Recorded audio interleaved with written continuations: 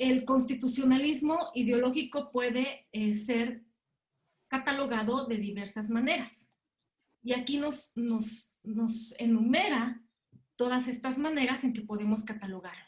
Podemos hablar de un constitucionalismo en sentido amplio, cuando esa idea de sometimiento de la autoridad a la Constitución, ¿sí? es simple, ¿sí? Por eso es amplia, ¿sí? Porque incluso es lo que ya dijimos, ¿no? O sea, es esa idea de limitar el poder, como lo dice allí, ¿sí? A través de una Constitución.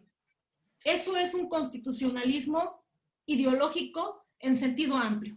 Lo que ya hemos venido repitiendo hasta ahorita y que les digo que no se les olvide.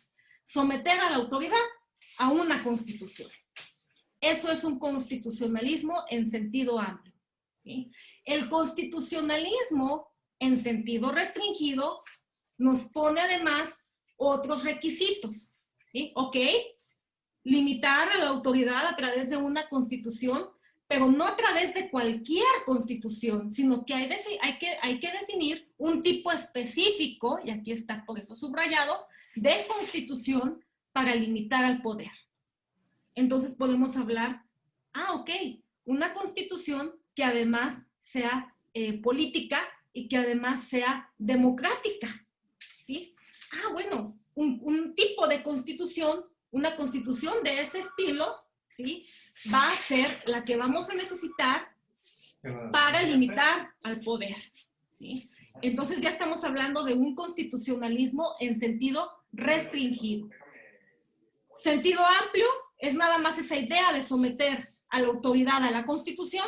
Ya constitucionalismo en sentido restringido es hablar de un específico tipo de Constitución para limitar el poder, así como dice ahí en color verde. Y luego también podemos hablar de un constitucionalismo ideológico débil. Y podemos hablar también de un constitucionalismo ideológico fuerte, cuando es uno y cuando es otro. Y aquí se los pongo y lo dice Comanducci. Un constitucionalismo ideológico débil sería hablar de una constitución muy genérica y que no prevea mecanismos específicos para la defensa de los derechos fundamentales.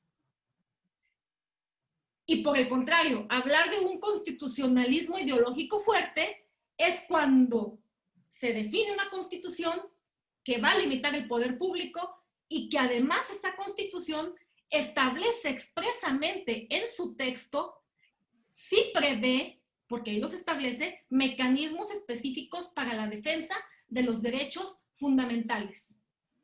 Y estos mecanismos de defensa de derechos fundamentales es la justicia constitucional, porque los derechos fundamentales, ¿sí?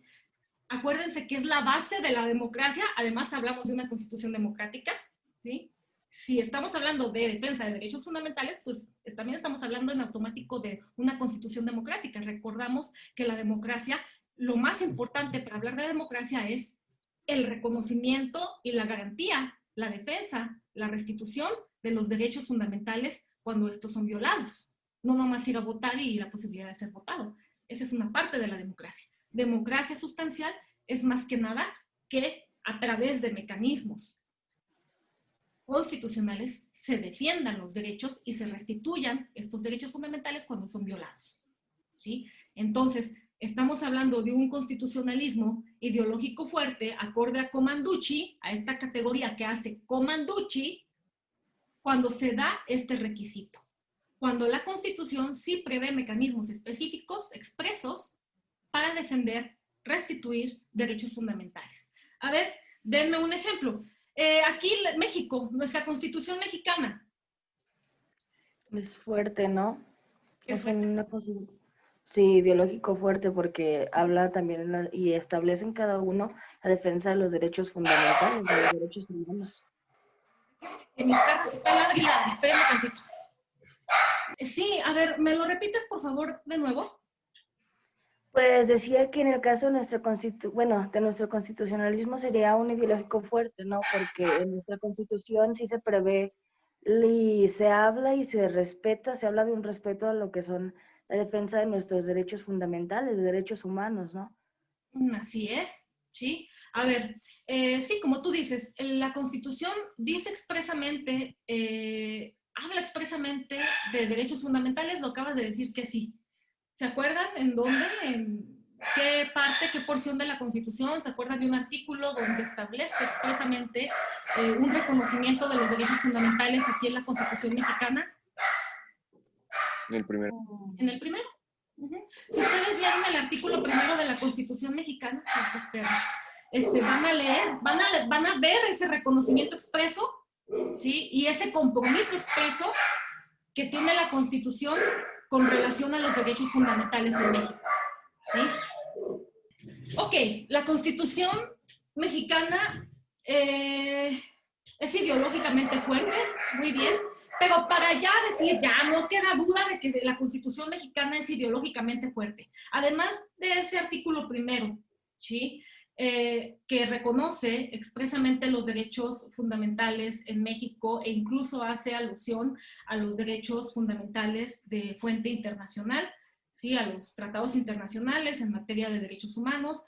Ustedes pueden leer ahí todo el texto del artículo primero. Pero además de eso, la Constitución mexicana prevé expresamente ya hablar de mecanismos específicos para la defensa de los derechos fundamentales si estos son violados.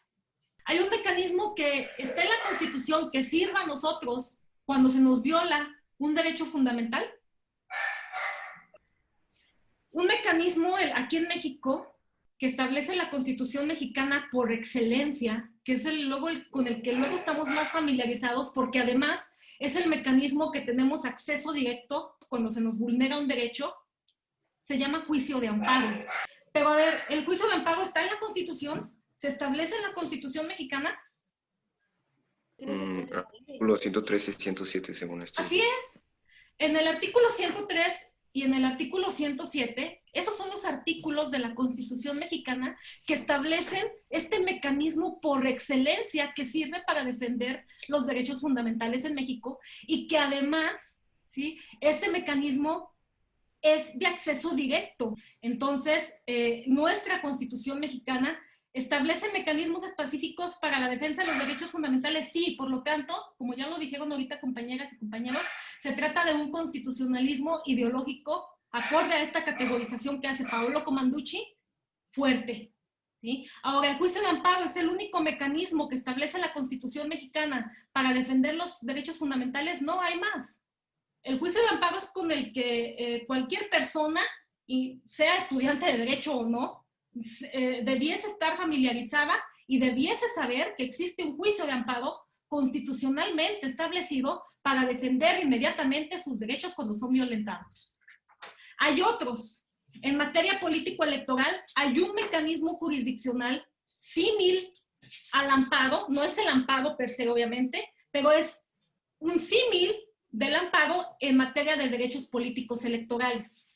¿Alguien sabe cuál es ese juicio? Pero yo hablo, así como el amparo sirve para proteger mis derechos, por ejemplo, mi derecho a la libertad personal y cualquier otro derecho fundamental que me sea violado, a excepción del derecho, de los derechos políticos electorales de votar y ser votado, porque para esos, y de asociación, etcétera, etcétera, existe otro mecanismo, ¿sí?, jurisdiccional para proteger esos derechos. ¿Alguien sabe?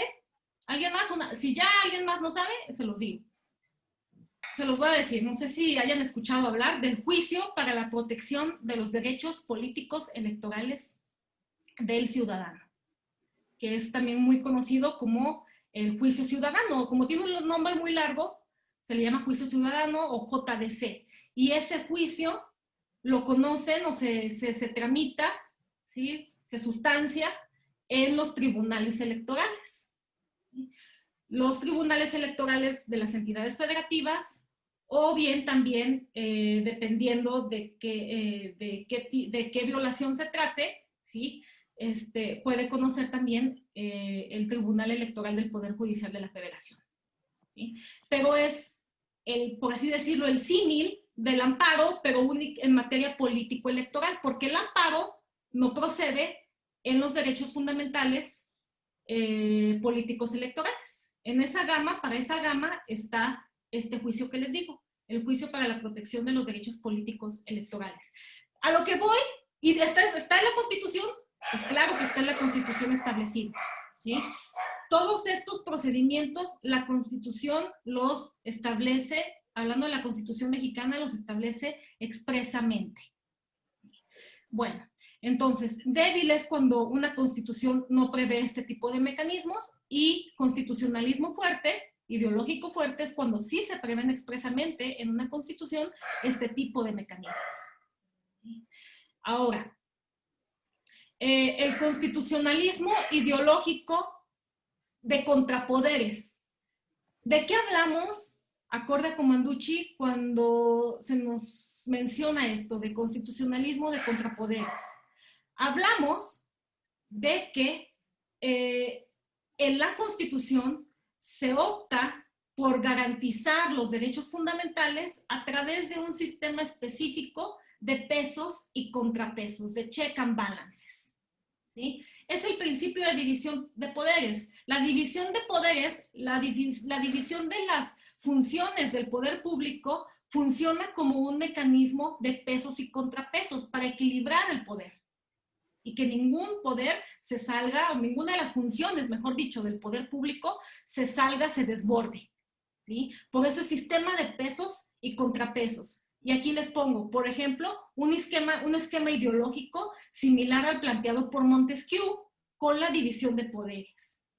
Nuestra Constitución mexicana establece un constitucionalismo de contrapoderes. ¿Les pregunta?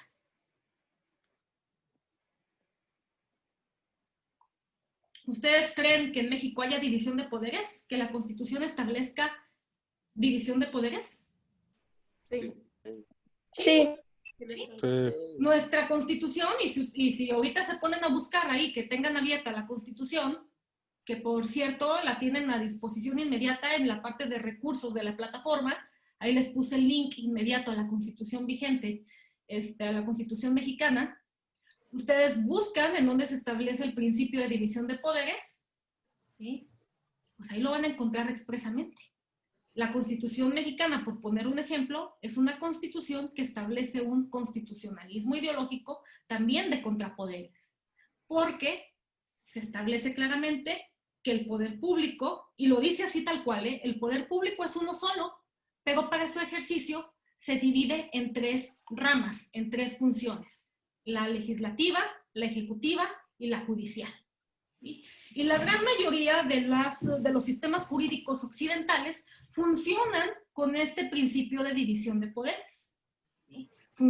El poder público no es de que existan varios poderes, por eso incluso la Constitución mexicana es muy clara y expresamente lo dice. El poder público, el poder es uno, pero para evitar su desbordamiento, que se vuelva un poder arbitrario, para su funcionamiento se divide en tres, en un sistema de tres ramas, de tres funciones, para equilibrar, hacer ese check and balances, para equilibrar la función ejecutiva del ejecutivo, la función legislativa y la función judicial o jurisdiccional. ¿Sí? Entonces, cuando vemos una constitución como la mexicana que establece eso expresamente en su texto, en su contenido, estamos hablando, ¿sí?, de que se adopta en la Constitución esa idea de constitucionalismo de contrapoderes. Ahora, un constitucionalismo ideológico de las reglas. ¿Qué es esto? Quiere decir que una Constitución establece un apartado dogmático, así se le llama, ¿sí?, un apartado en específico de reglas, dice ahí, porque estamos en una perspectiva en donde la Constitución, Comanducci concibe a la Constitución como compuesta por reglas. Acuérdense que hablábamos la clase pasada que los positivistas conciben a los sistemas jurídicos como reglas, como documentos compuestos por reglas, ¿sí?, o instituciones compuestas, regidas por reglas, y que los neo-jus naturalistas o no-jus positivistas además de concebir a los sistemas jurídicos como compuestos por reglas, también consideran que se encuentran incorporados principios. Pero aquí estamos con la óptica de Commanducci, que es jus positivista, ¿sí? Por eso estamos hablando de reglas. ¿Alguien quiere decir algo? Por ahí escucho unos ruiditos, además de mis perras, por supuesto. Entonces, el constitucionalismo ideológico de las reglas significa que la Constitución tiene un apartado dogmático en donde están previstas las libertades individuales, o sea, los derechos fundamentales. Pregunta nuevamente, ¿la Constitución tiene un apartado dogmático en donde estén aglutinadas las libertades individuales, los derechos fundamentales? Sí. ¿Sí? ¿En qué apartado? ¿O dónde lo ubicamos? Son los primeros 29 artículos. Así es. Yo les comentaba en la clase pasada que nuestra Constitución mexicana tiene un problema de desorganización. Si bien ese título primero, incluso vean la Constitución y se llama de los derechos humanos y sus garantías, o sea, ahí establece que ese título primero, ese primer apartado, va a ser este apartado dogmático donde van a estar establecidas todas las reglas concernientes a derechos fundamentales, donde van a estar todos los derechos fundamentales, el reconocimiento expreso. Sin embargo, fuera de ese apartado de los primeros 29 artículos, fuera de ese apartado hay otros artículos que no están allí y que también tienen que ver con derechos fundamentales. Es un problema de organización que tiene en contenido nuestra Constitución mexicana. Y también en esos 29 artículos hay también una serie de porciones normativas, de reglas, que no tienen que ver estrictamente, propiamente con derechos fundamentales. Es una cuestión de desorganización, de estructura de las reglas en el documento que nosotros tenemos como Constitución en México. Pero efectivamente, ese título primero se denomina de los derechos humanos y sus garantías, que este título cambió de nombre con la reforma constitucional de 2011. Ustedes han escuchado hablar de esta reforma constitucional en materia de derechos humanos del año 2011. Es una reforma muy importante porque trajo consigo también un cambio de chip, un cambio de paradigma. Ha habido innumerables cursos que les han llevado allá a la Facultad de Derecho cuando todavía íbamos, acerca de la reforma constitucional en materia de derechos humanos de 2011. Uno de los cambios que introdujo esta reforma fue de tipo terminológico. El primer apartado de la Constitución antes de esta reforma se llamaba de las garantías individuales. Y pensábamos que los derechos humanos, los derechos fundamentales, al estar en la Constitución, eran las garantías individuales. Había esa confusión terminológica. Los derechos humanos, los derechos fundamentales, no son garantías individuales. No hay que confundir. Es que me están violando mis garantías. Bueno, primero te están violando los derechos, ¿sí? Y luego puede ser que no haya, y que también te estén vulnerando, que no te den acceso a la justicia. El acceso a la justicia es un derecho fundamental, ¿sí? O sea, no hay que confundir derecho fundamental con garantía. El derecho fundamental es este derecho humano constitucionalizado, ¿sí? La garantía es el mecanismo para hacer efectivo el derecho. Es el mecanismo para defender el derecho cuando es violado. Lo que hablamos aquí ahorita con el juicio de amparo. Nuestros derechos fundamentales, y me dijeron antes, me dijeron que el 14, el 16, sí, el artículo 14, el 16 establecen derechos fundamentales.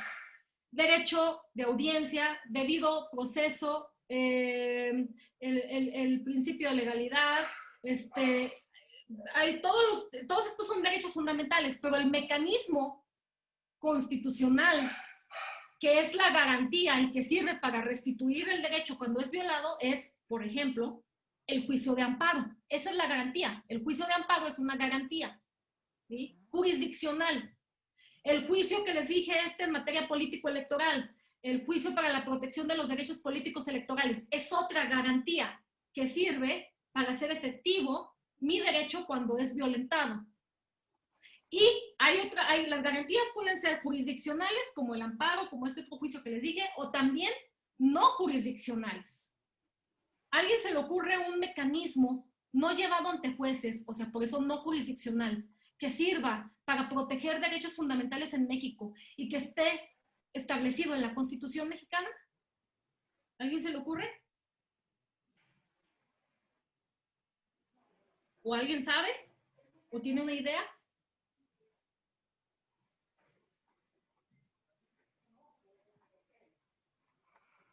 Eso no sería como lo que comentaba una compañera hace rato acerca sobre que tenía la obligación los poderes legislativos de crear instituciones que defendieran a los derechos humanos, como la Comisión de Derechos Humanos o etcétera. Sí, estás correcta, nada más que la comisión, mira, de hecho tu respuesta es correcta, nada más que hay que precisarla. Yo quería que me dijeran los procedimientos que se siguen ante la Comisión Nacional de Derechos Humanos o ante las comisiones estatales de derechos humanos, ¿sí? Nada más te voy a precisar ahí. La Comisión Nacional de Derechos Humanos es un organismo público autónomo establecido en la Constitución, ¿sí? Y que es independiente, por eso es autónomo, es independiente del legislativo, del ejecutivo y del judicial. Y esa independencia, esa autonomía constitucional, porque así lo establece la Constitución, le da garantiza que las funciones que lleva a cabo no puedan ser sometidas por las otras autoridades. O sea, imagínate que dependiera del presidente de la Comisión Nacional de Derechos Humanos, imagínate que dependiera del Congreso, imagínate, o del Poder Judicial, pues esos poderes políticamente influirían para que no hiciera su chamba. Por eso la importancia de estos organismos constitucionalmente autónomos. Y hay varios, no nomás está la Comisión Nacional de Derechos Humanos. En materia de protección de los derechos humanos está la Comisión Nacional de Derechos Humanos y están las comisiones estatales de los derechos humanos. En cada entidad federativa, y así lo dice la Constitución, va a haber un organismo, ¿sí?, para la defensa no jurisdiccional de los derechos humanos. Y estas figuras existen en todos los sistemas occidentales en el mundo. Esa figura de que antes le llamaban ombudsman, pero ahora con un lenguaje inclusivo se le llama ombudsperson, ¿sí? Es esa figura que se encarga de gestionar que nuestros derechos sean respetados y también de instaurar procedimientos, investigaciones y hacer, en el caso de México, tienen nada más la facultad de investigar, de hacer recomendaciones y ahora sí que se las pasa esas recomendaciones a las autoridades acusadas de vulnerar derechos humanos. No, como no es un juez, como no es un mecanismo jurisdiccional, esas resoluciones son recomendaciones. No tienen carácter vinculante, obligatorio de cumplirse, pero pesan mucho, ¿sí? Influyen mucho, y porque son públicas, y porque además se supone que México es un estado democrático, es un país democrático, y todas las resoluciones, las determinaciones que lleva a cabo el ombudsperson, la Comisión Nacional de Derechos Humanos o cualquiera de las comisiones estatales, pues son resoluciones que públicamente tienen un valor importante para nuestra democracia y que se supone que esas recomendaciones las debe de llevar a cabo, las debe de cumplir la autoridad. ¿Qué vemos? Pues vemos muchos problemas, ¿no? Vemos problemas de que pues muchas de esas recomendaciones pues prácticamente se las pasan por el arco del triunfo. Pero eso es precisamente por los problemas que tenemos, esos factores que nos inciden de impunidad, de corrupción, que por más leyes y por más constitución que tengamos, pues no va a cambiar si no cambiamos nuestra mentalidad. ¿Sí? Y acuérdense, digo cambiamos porque de aquí salen las autoridades. Alguno de ustedes va a llegar a ser gobernador, alguno de ustedes puede llegar a ser presidente de la República, diputado, senador. O sea, la autoridad sale de aquí, de la gente común. Y si la gente común no cambia esa manera de pensar, pues por más constitución y leyes que tengamos, pues no va a haber un cambio real. Esos son los problemas culturales que debemos de atacar y que nos van a, mientras no se ataquen y no haya resultados, pues vamos a seguir teniendo un sistema en la práctica deficiente, que es lo que tenemos, un sistema atacado por mucha corrupción, por mucha impunidad, por muchos factores negativos que por más constitución y por más leyes que tengamos, no van a funcionar si no las ponemos en práctica como debe de ser. ¿Sí? Entonces, pero bueno, volviendo a nuestro tema, a esta clasificación de Commanducci, constitucionalismo de las reglas, ideológico de las reglas, es de que una constitución tenga un apartado dogmático en donde se establezca o se aglutinen el reconocimiento de los derechos fundamentales. ¿Sí? Y luego, el constitucionalismo ideológico reformista. Y tenemos una contraparte que es el constitucionalismo ideológico revolucionario. El reformista implica ahora sí que un cambio en un sistema, un cambio pacífico, dice ahí, se caracteriza por instar, se le invita al poder existente a que pacte una constitución. Ese cambio lo digo pacífico porque luego tenemos el constitucionalismo revolucionario y ahí sí hay una revolución. Hay un poder existente, no, ahora sí que la gente no está conforme, se organiza, hace una revolución, tumba ese poder existente y luego ese poder revolucionario, como dice ahí, en funciones, ¿sí? Se organiza y establece una nueva constitución o una constitución si no había. De hecho, y les pongo ahí, eso fue lo que pasó en 1900, a principios del siglo XX aquí en México, ¿no? 1900, a inicios de 1900. Tenemos la fecha de la Revolución Mexicana. ¿Cuándo es la fecha? ¿Cuándo es nuestra fecha ahí histórica de la Revolución Mexicana? 20 de noviembre. Ajá. Tenemos una fecha paradigmática de la Revolución Mexicana, ¿sí? 20 de noviembre, ¿de qué año? 1910. De 1910. Pero, pues, como les comenté la clase pasada o pasadas, son fechas que se establecen, pues, por poner una fecha, vaya. No quiere decir que el 20 de noviembre, no, o sea, aquí en Durango, al norte del país, los movimientos llegaron después, o sea, pero a principios de 1900 hubo una revolución, hubo una inconformidad con el poder existente, que era el porfiriato, ¿sí? Era una dictadura, era Porfirio Díaz, con más de 30 años en el poder, y la gente se cansó, la gente quería otra cosa, se organiza, hay una revolución, y esa revolución, en el caso de México, concluyó con una nueva constitución. ¿Sí? Ahí sí, la fecha de la constitución que tenemos como vigente, pues es, ¿qué día conmemoramos a la Constitución Mexicana?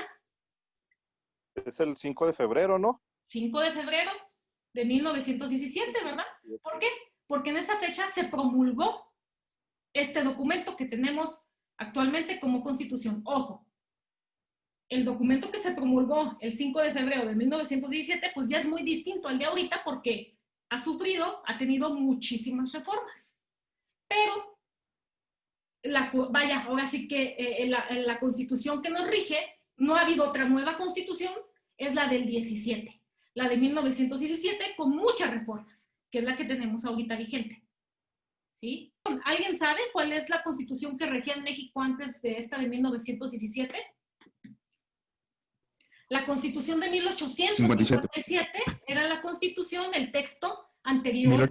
Ajá, que este documento de 1917, promulgado el 5 de febrero bueno, no ese es el libro, ¿eh? El documento que se promulgó el 5 de febrero de 1917 abrogó, ¿sí?, ese documento de 1857. Pero aquí, en este texto de 1917, pues se incorporan también todas las directrices de tipo social, ¿sí? Lo que nosotros ahora conocemos como ese derecho social, ¿sí? Entonces, esto queda por primera vez consagrado en la Constitución de 1917, que, como les digo, se lo repito, es la que nos rige actualmente en México con muchas reformas, ¿no? O sea, no es el documento del 17 porque se ha reformado muchísimas veces a lo largo de 103 años, ¿sí?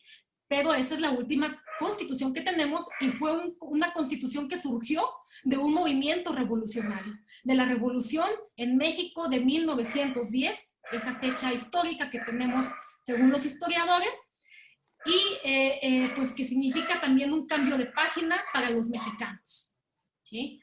Ok, entonces, hasta aquí nos vamos a quedar. Por favor, quiero que tomen sus notas. Esto yo se los comparto, esto es parte de lo que yo investigo y les traigo este apartadito de categorías que hace Paolo Comanducci acerca del constitucionalismo ideológico. Y el jueves vamos a hacer unas precisiones entre constitucionalismo y neoconstitucionalismo para que no se les haga bolas el engrudo y me sepan distinguir entre constitucionalismo y neoconstitucionalismo.